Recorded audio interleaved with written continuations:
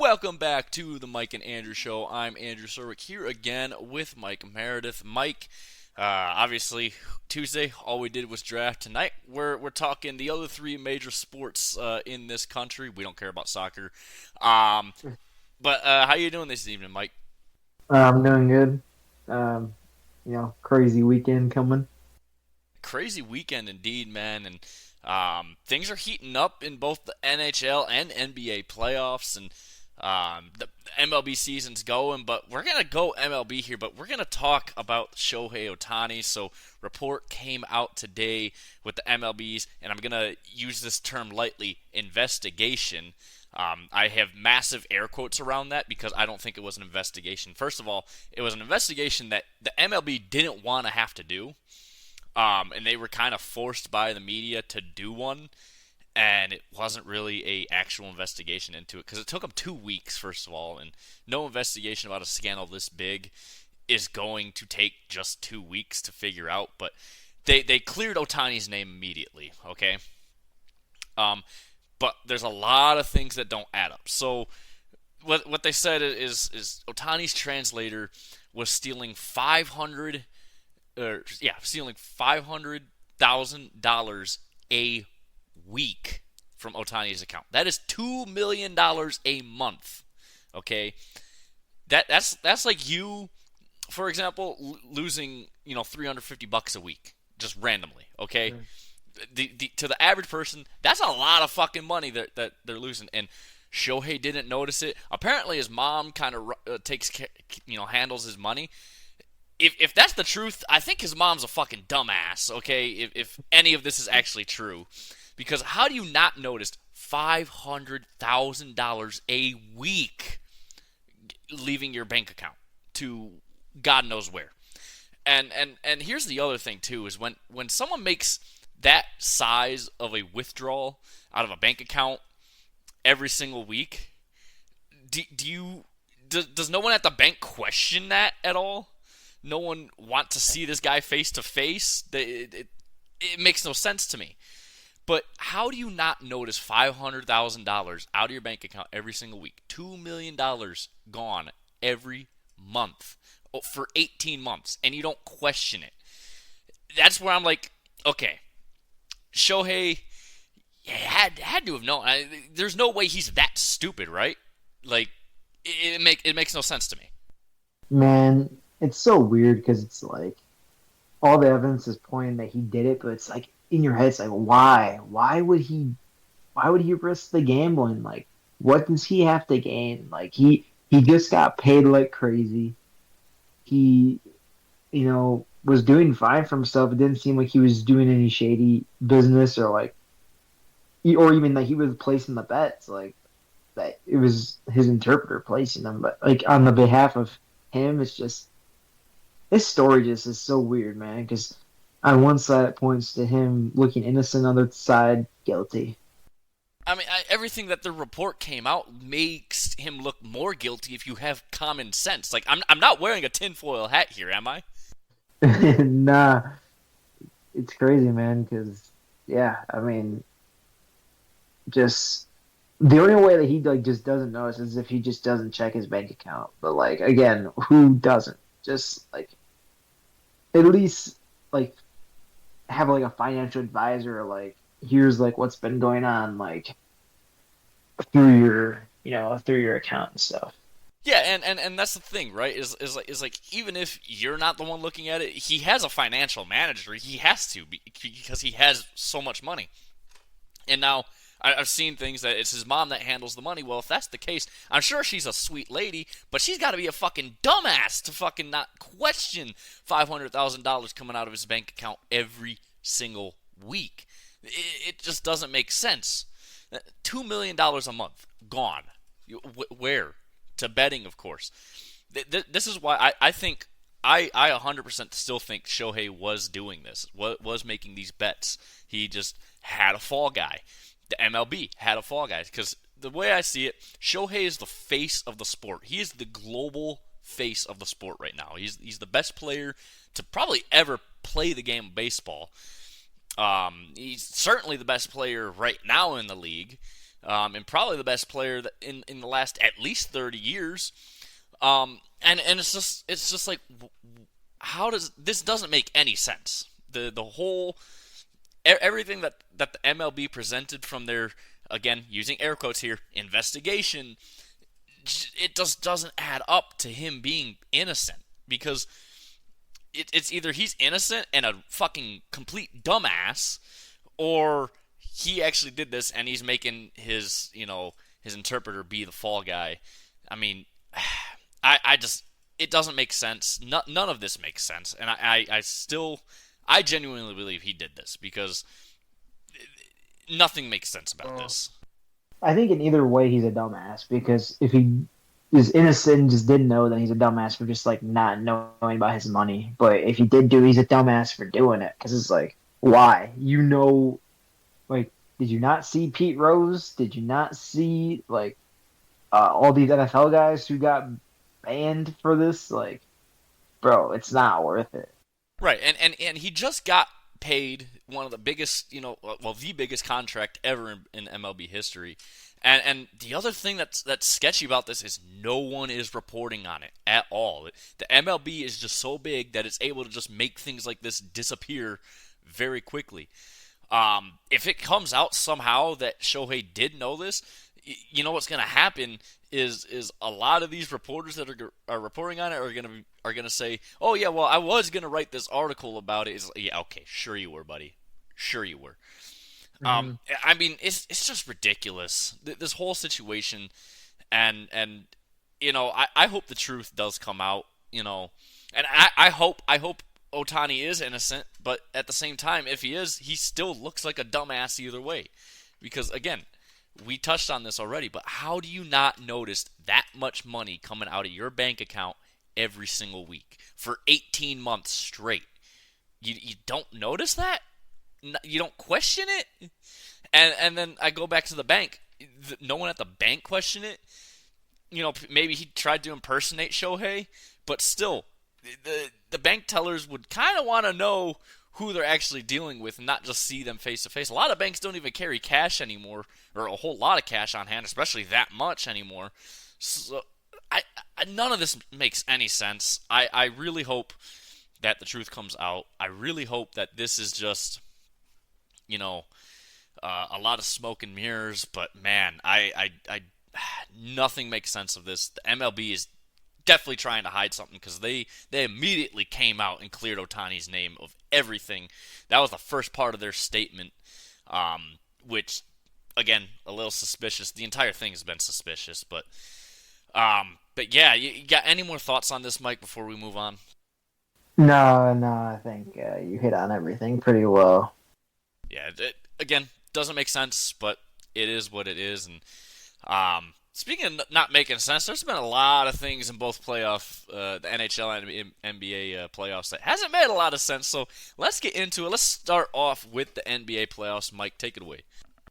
Yeah, so we'll go through here. We'll start out east and then move our way out west and go through each of the matchups and what's going on right now.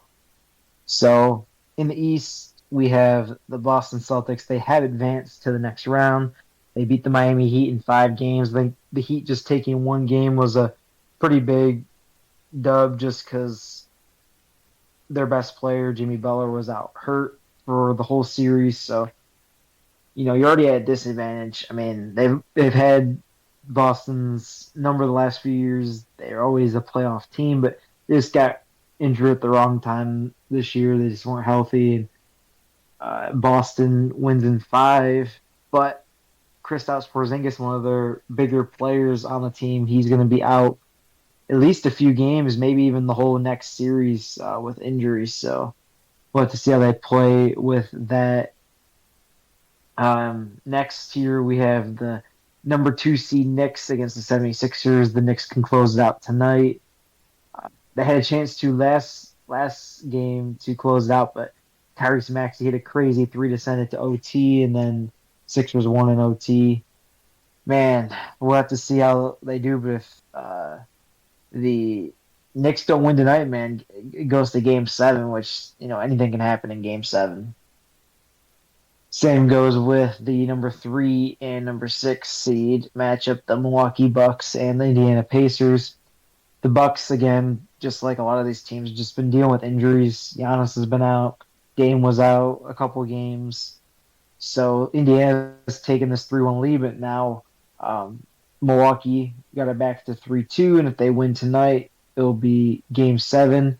Dame's back for the game tonight, so that's going to be big. You know, he's a big playoff performer. He went crazy in Game 1.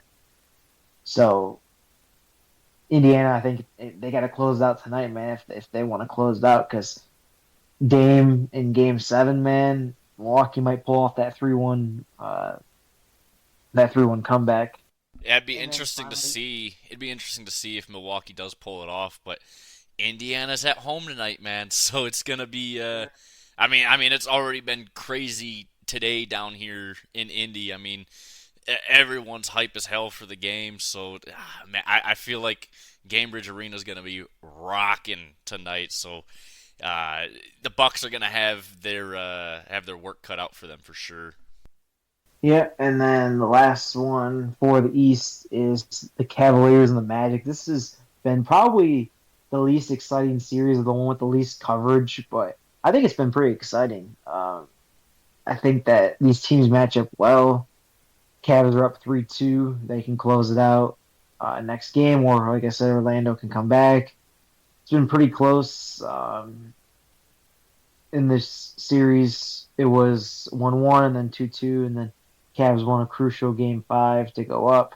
I think the Cavs win this series, but we'll have to see. But yeah, the only series out east that's finished is Boston moving on, so we'll see how the rest of it shakes up. The that Magic Cavs one, man. That is old school basketball that they're playing. Low scoring Yeah, games, low scoring. Yeah. actual defense being played from both teams. It's good old school basketball. To me, this is my favorite series just because it's basketball the way it's supposed to be played, not just shooting threes from 10 feet away from the line. It's great. Yeah, for real. Cavs had like a top 3 defense this year, and even Orlando's defense stepped it up. So yeah, if you like those like 95 to 90 games, like really actually playing some defense, this has been the series for that. But now let's move out west here. A lot more series have finished up over there compared to the East. The number 1 seed, Oklahoma City Thunder, took care of the Pelicans. They swept them in 4 games. Love this Thunder team. I wasn't sure how they were going to do in the playoffs, but they took care of their first matchup just fine. So that was really awesome to see that, as well as Denver taking care of the Lakers. Crazy stat in that series. The Lakers led like 3 times as much um, than Denver did. Like, if you were to look at the score, they, like, I guess time of possession where they had the lead was like 3 times as much as Denver, but because the Lakers choked and can't hold leads in the fourth, they lost the series in what, 5 games? I think it was 5, maybe 6 games, but Denver took care of them. And speaking about getting taken care of, man, the Phoenix Suns, what a disaster that was. The GM kind of Absolutely horrible performance in the they got playoffs from the Suns. they got swept by the Timberwolves. Like, I don't think losing to the Timberwolves was that bad, but to get swept by the Timberwolves, like, yeah, that's bad. And their GM went off and was like, basically he said 26 of the other 29 teams would trade their roster in a heartbeat for our roster. And it's like, bro, you're just kind of just. So basically, you're saying that you have a top 3 roster in the league based on what you just said, and you just got swept in the first round. So, I mean, what does that tell you? Either you got to get your team together and your coaching, or it was just not good chemistry, man. Bradley Beal, they're paying him shitload of money, and he is looking like not the same player he once was. Durant's getting older. I mean, he did pretty well, and even Booker is scoring a lot, but Booker against Luka Doncic or Anthony Edwards in this series just got outplayed. And that's the thing with Devin Booker is when he matches head to head with someone, he always ends up taking the loss. It seems like so. It's like talent wise, Devin Booker's probably top 10 player, but like when you're getting beaten head to head matchups by these other guys who play the same position as you, kind of hard to justify you being better than them. Yeah, and you know it's, that quote he said 26 out of 29 other teams in this league would trade for or trade anything to get that roster. I can tell you one thing right now: the Pistons wouldn't be one of those fucking teams because Troy Weaver's a fucking dumbass. But, For real. No, but honestly, like honestly though, like yeah, Troy for Weaver's a real. fucking moron. I mean, yeah, there's definitely more teams who wouldn't, but of course, like Boston, Denver, Oklahoma City, their rosters are way better than Phoenix right now. But like, I understand his point. Like, yeah, we got the two superstars, but I mean, this is the point that I think a lot of old school fans are starting to like is this whole narrative of the last like 10 years of just putting all the stars on the same team, and that's how you win championships. And it's like, nope. Like now we're going back to actually team building. Like the Nuggets built their entire team through basically the draft. Like they signed a couple role players, but like Jokic, Jamal Murray were homegrown drafted picks. Yeah, and look at the Thunder too, same way. Yeah, Thunder. Yep. I mean, they made the trade for Shea Gilgeous-Alexander, but I mean, they signed Paul George, and that's how they got the trade. But yeah, just Chet Holmgren, Jalen Williams, all their other really key players on that team that make them a good team. They drafted, and that's what they have to do because they're a small market team. They can't sign the big name free agents. So this has really given a lot of hope to small market teams that can't really sign Kevin Durant or LeBron James to their team that they can actually stockpile picks, and if they hit on their picks, like they can build a championship contending team. Yeah, exactly. I like this. This is what good teams do, especially in the NHL and the NFL. They don't get all the superstars on their team. They build the team through the draft and through small trades, not big ones. Yes, sir. I agree. I mean, that's always going to be number one, man. Like building your team that way, because like yeah, you could throw all these superstars together, but of course there's only one ball. Always the case. I feel like the only scenario where this kind of works is baseball because everyone is their own individual and they all have their own at bat. But like when you're playing as a team, scoring, whether it's football or basketball or even hockey, you put too many stars together. It's like there's only one ball or puck to go around. Who's going to be happy and who's going to be not happy. And you mentioned that. Look at the Bucks. I mean, Dame doesn't want to be there. He doesn't want to have to share with Giannis. He wants to be out. He's talked about wanting to be out of Milwaukee because he doesn't want to have to share the spotlight with Giannis. To me, the NBA has gotten a lot selfish in terms of just how the players play. They play very selfishly now, and that's part of why I think the defense has also fallen away because everyone only cares about making their own stats look good instead of winning the game. Yeah, and that's why I feel like Denver is like and Boston are like the best teams because they're very unselfish. Like Jokic, who's like the best player in basketball, he's known for getting everyone on his team involved. He's like literally dude does it as a side hustle, bro. Like this isn't even Yeah, his yeah. This main is job. this is not his main job. He plays basketball as a side gig. Oh yeah, and then like Boston as well does the same thing. Jason Tatum is a pretty selfless superstar. He's not really someone who is very loud and vocal like some of these other names. So good to see. But let's run through the last matchup here. We have out west. Um, we have the Clippers and the Mavericks. Now I knew this series would be tight, and Dallas just took a crucial game 5 here.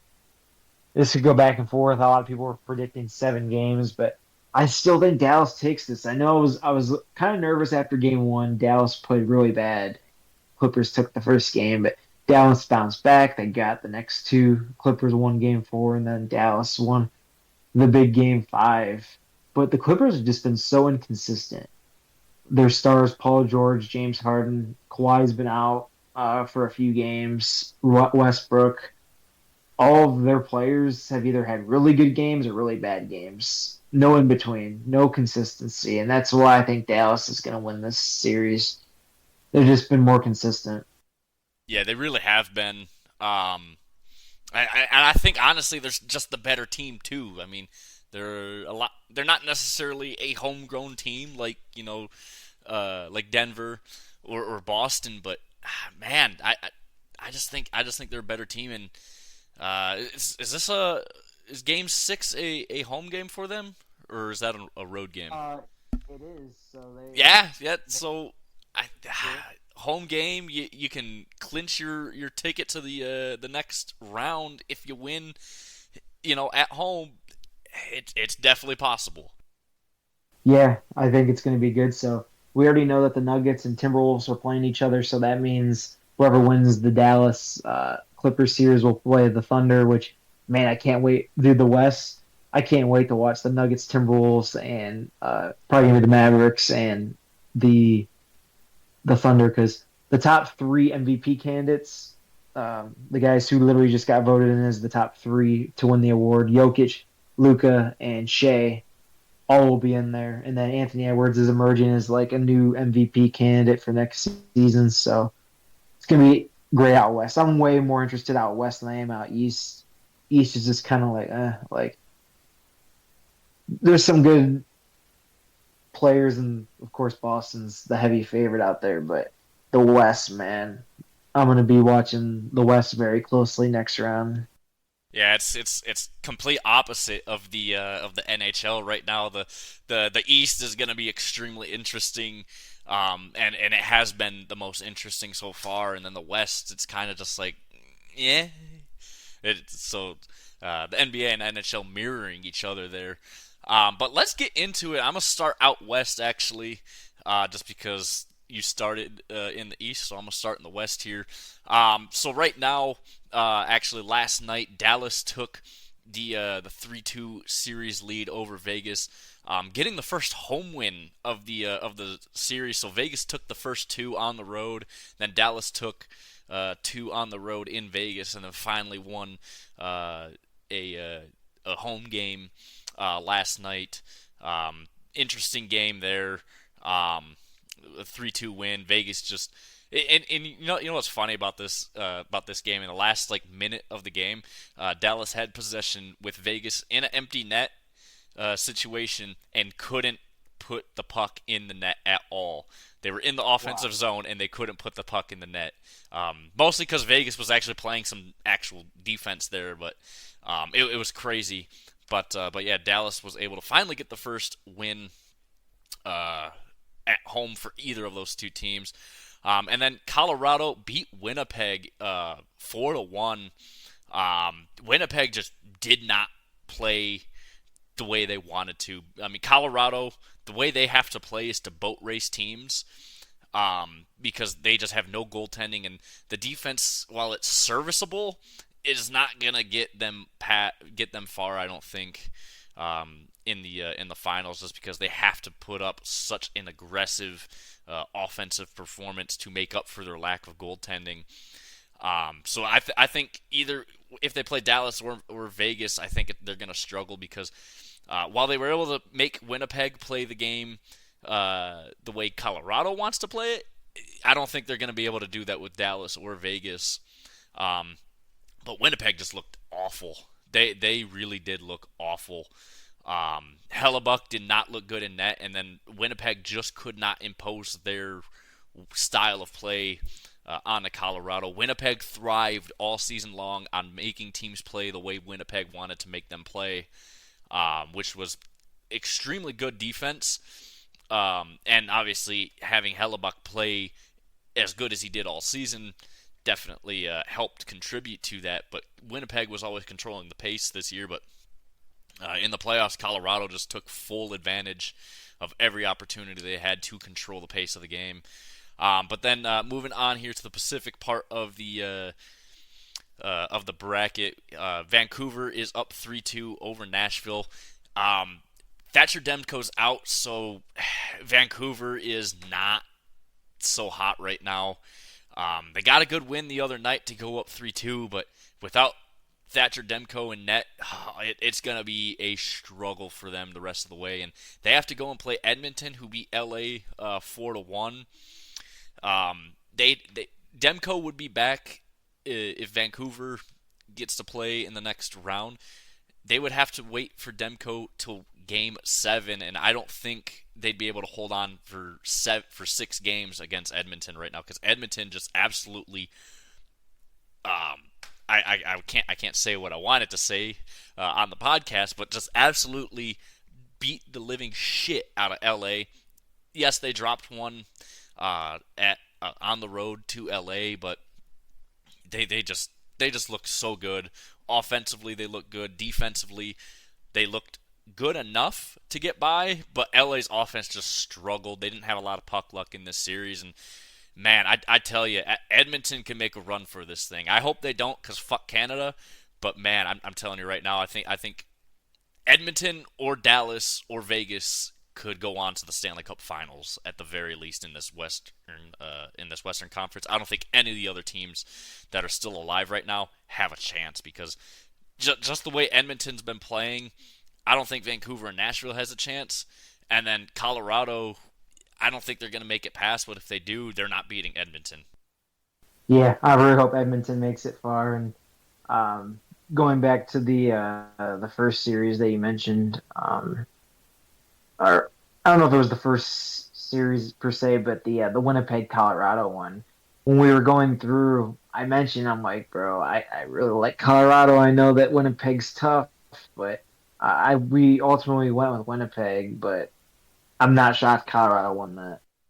Honestly, I am. I mean, the way Winnipeg this year was able to control the pace and make teams play the brand of hockey that Winnipeg thrives in, and I just thought Winnipeg, especially because of the fact that, Hellebuck had been amazing all year long, and Colorado struggled with goaltending all year. I thought for sure this was a Colorado, bounce in 6 or 7, but Colorado was just able to possess the puck a hell of a lot more than Winnipeg did, and the defense for Winnipeg just did not look good. It did not look good, and again, Hellebuck also played like complete ass. I mean, there was a lot of jokes saying that Hellebuck's just a regular season merchant, and I, I, I think those memes are a little bit true. I'm not gonna lie there. Yeah, it's kind of looking like it right now. So we don't know any of the next round matchups, of course, in the West because only Colorado and Edmonton have advanced. The other two matchups are, a 3-2 series win. But we do have one matchup confirmed in the second round of the playoffs, and that'll be the Rangers and the Carolina Hurricanes. And that's going to be a very, very interesting matchup. New York, they swept Washington. No problem there. I mean, Washington shouldn't even been in the playoffs. That should have been Detroit. And I think Detroit probably could have stolen the game in that series. But Washington just, they play trap defense, but it didn't fucking matter because New York's power play is just ridiculously good. And, yeah, so New York had no problem dispatching Washington. I think Washington only scored like 5 goals in the entire series. It was oh no, they scored let's see, let's count 4, 5, 6. Okay, so they scored 7 goals in this entire series, and yeah, there was only one game that was close, and that was the second game, and New York won it 4-3.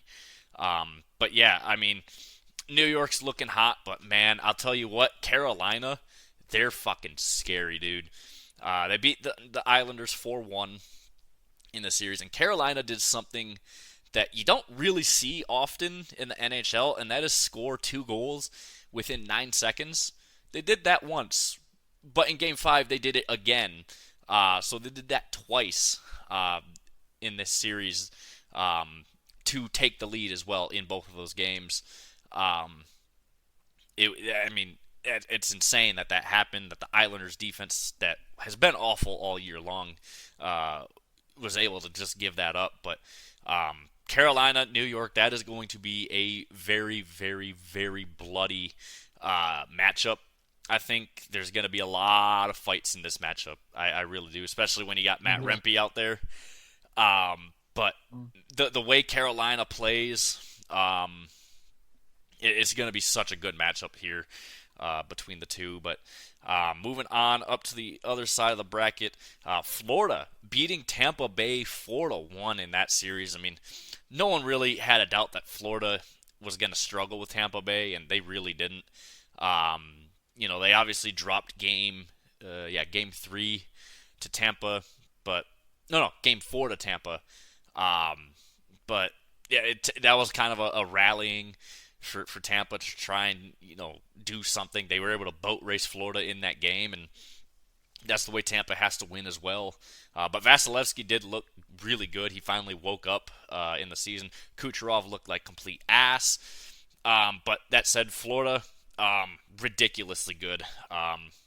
They lead the playoffs with hits by a wide margin. They're playing on the body. I think Florida's going to win it all, just the way that they've been playing. That said, rest days in the NHL during the playoffs, having a big break can hurt you sometimes. It can be beneficial sometimes as well, but it can definitely hurt you. I mean, we saw it last year with Florida. They had 11 days between the final game of the Eastern Conference Finals and the first game of the Stanley Cup Finals against Vegas, and they just looked awful because they just came in off 11 days rest, and Vegas just came in off of 2. So, I mean, but at other times it can be helpful. We've seen it go both ways. But, yeah, Florida, man, they look good. We don't know who they're playing yet. Boston and Toronto are playing right now. It is a road game for Boston, but they are up 3-2 in the series right now. Toronto with a clutch win last Tuesday night, a very clutch win to get back within 1. This is going to be a very interesting Game 6 tonight. Actually, I think it just started not too long ago. Yes, it did.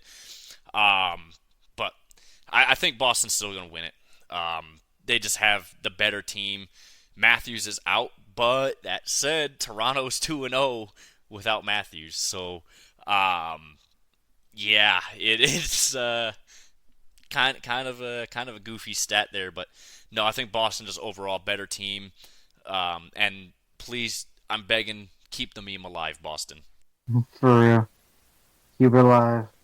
So, but yeah, that's right now your Stanley Cup playoffs. If I had to still pick, I still think it's Florida taking it all. I think Dallas has a chance to take the West, but they just looked very dead the first 2 games, and now they've kind of woken up. But they're still playing a little bit of sloppy hockey. But outside of that, man, it's still wide open in the West. It's a lot weaker division than it is in the East. All I know for certain is that Carolina New York matchup is going to be the best series probably in the entire playoff bracket because of just how intense both those teams play, and the style of hockey that they both play is kind of similar. Carolina does play a little bit of a tougher defense, I guess you could say, but New York's offense and their special teams especially is just so good that it's going to go 7, that series. So, and then, yeah, the NBA as well, things are heating up there. So, but yeah, Tuesday we're going to go over basically everything that happens this weekend in the playoffs and for both NHL and the NBA. Baseball, there's not a whole lot to talk about right now outside of the fact that the A's just won't roll over and die for some reason. Neither will the Nationals. Miami sucks, and Cleveland is very dominant right now for some reason. So there's not a lot of huge storylines right now outside of the fact that pitchers are blowing out arms left and right. And you know what? Tuesday's episode, we'll talk about that because I have a theory about why this is happening, and I want to hear your thoughts on that. But we'll do that on Tuesday's episode. So with that, guys, rate, review, subscribe, help us out. Let us know what you want to see from us. We're going to keep growing this thing, man. keep getting those viewership numbers up. But anyways, thank you guys so much for listening, and we will see you guys on Tuesday.